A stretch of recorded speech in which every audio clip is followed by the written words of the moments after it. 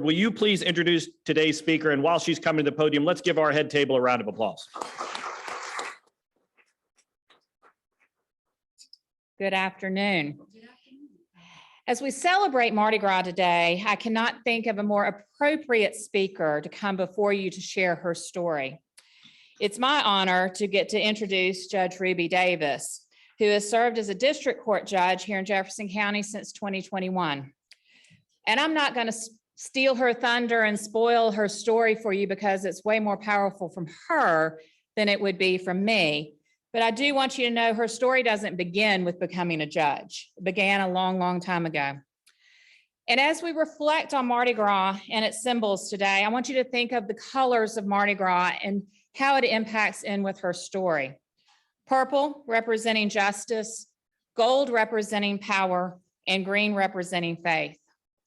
Justice, power, and most of all, faith make up and shine through Judge Davis.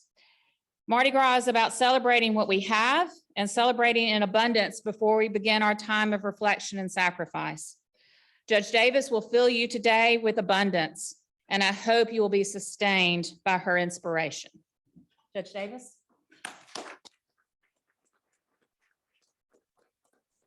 Good afternoon. Good afternoon. I'll try it again. Good afternoon. Good afternoon. Thank you so much for that warm and welcoming introduction, Judge Dorward. And thank you all so much for extending me an invitation to share my story with so many like-minded people today, especially being that it's Black History Month. I am truly honored to be here. So I want to talk about my perspective of reaping the rewards of rejection. We all know that rejection is inevitable. We've all experienced it at one point or another, but how we process rejection will determine the trajectory of our lives. Sometimes rejection may leave us stagnated or feeling paralyzed, or sometimes we just feel stuck.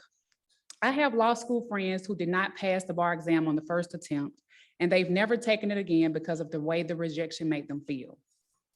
My story, my journey to the bench is very different, or is considered very untraditional, because what my bio does not state is that I used obstacles and rejection that I faced as a young mother to achieve my goals in life.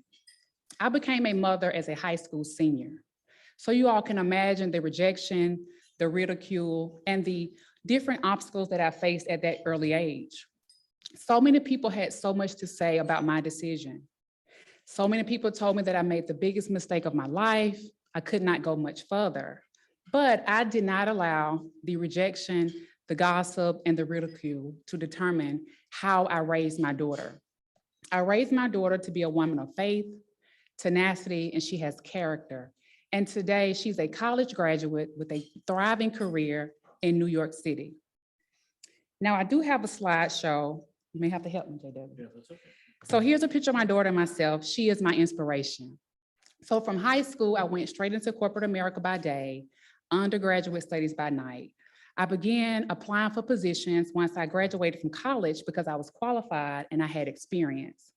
Needless to say, after several attempts, I was rejected at every side. At the time, I worked for an amazing manager who was very supportive. Every time I would apply for a position, she would get so excited because she just knew she gave me a great review and this would be the one. But yet again, I was rejected at every corner. So one day my manager scheduled a meeting with me and said, Ruby, let's just take a break, because she was discouraged and so was I. She said, let's take a break from applying for different jobs, because she didn't want me to remain defeated. I thanked her for that, but I decided to continue to apply. And needless to say, the next position that I applied for, I received. And I began to reap the rewards from that rejection. And so I had a plan in corporate America and I was working my plan. How many of you all know to make God laugh, you share your plan with him? And so I was doing well in corporate America. I received several promotions until my daughter, when she was about 10 years old, she watched the movie Legally Blonde. How many of you all have seen Legally Blonde?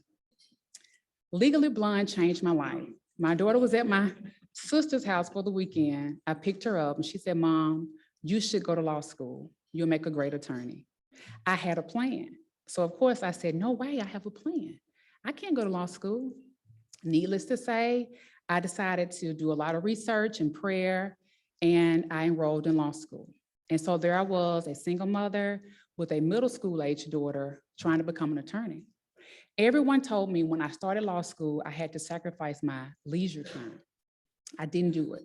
And so I struggled through law school. And by the time I finished law school, I had a 2.2 GPA.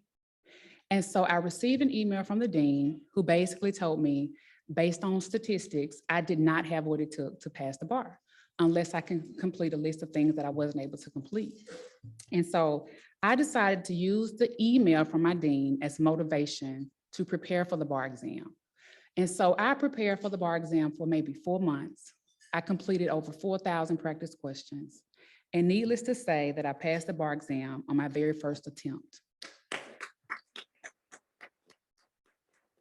Thank you. And from there, I began to reap the rewards from rejection. A year later, I resigned from my career in corporate America, and I started my own law firm, the Davis Law Group, where I specialized in bankruptcy and personal injury. I had a different plan that I was working. I was building an empire for my daughter and myself until one day I got a phone call from a mentor that told me that a position in Jefferson County Judiciary was opening, a judge was retiring, and he suggested that I apply or run for office. And just as I did my daughter, I said, oh no, I have a plan. I can't run for judge. At that same time, I had recently published a book where I share my journey of overcoming the obstacles of a young mother and becoming an attorney. And so my mentor, who is he's very hard on me, but he said, Ruby, you just wrote a book. You've told everyone how you've overcome these obstacles as a young mother to become an attorney, but you are afraid to run for judge. And he was correct, because the most humbling thing I've ever done was put my name on a ballot and hope that people would not only show up, but show up to vote.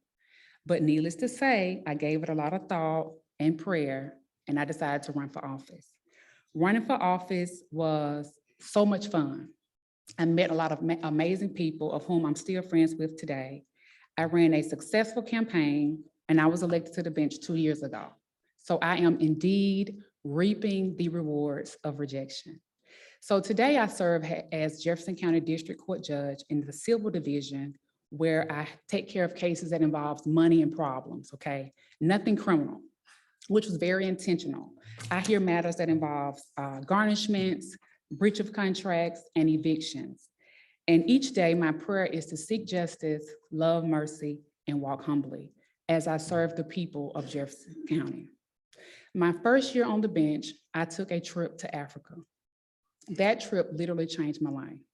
My daughter and I spent 2 weeks in the motherland, and it was there that I realized I had so much work to do. It was there that I realized, but for the people that paved the way for me, I would not be able to live the life that I live. It was there that I realized I needed to do more. And so when I returned back to the United States, I decided to take my campaign slogan of Run with the Ruby and create a social organization that is designed to educate, empower, and inspire individuals to push themselves beyond what is comfortable. And the mission statement of the organization is to pass the torch. TORCH is an acronym that focuses on how transcending obstacles and rejection can create heroes. And so last year when I launched this organization, I hosted a Juneteenth empowerment luncheon.